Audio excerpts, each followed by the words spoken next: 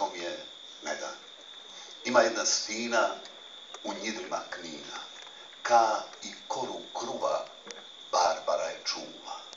Ima jedna stina, tu je od davnina, na vris svoje glave vije boje slave, crven, bil i plave, crven, bil i plave.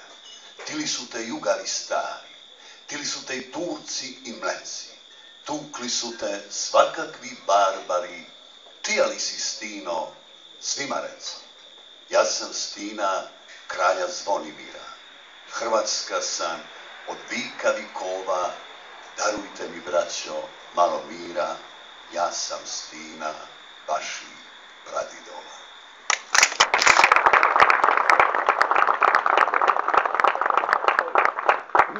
Da će se Božidar složiti, s obzirom da su svi naši kolege imali kolegice, ja ću zato u ime svih nas muškaraca kroz sloviti pjesmu i Tini i svim našim dragim Hrvaticama, koje Pajo, moj prijatelj, mogao pisati i govoriti onako lijepo na kajkavskom. Ja ću svim Hrvaticama posvetiti na starohrvatskom jeziku, ali razumljivije, Marulićevom jeziku u kompilaciji sa našim standardnim. Hvala Bogu, ča me rodi žen od frizi i ljubica. Nosila me svetom vodi i krstila Hrvatica. Ranom zorom pisni poje, ju su luci puni ptica. Klanjaju se dok ne proje Hrvatica, Hrvatica.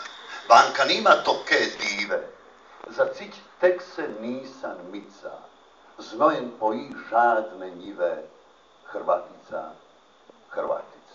Ave Marijka zazvoni, molitvi se zvaše dica, s očenašim suzu roni, Hrvatica, Hrvatica.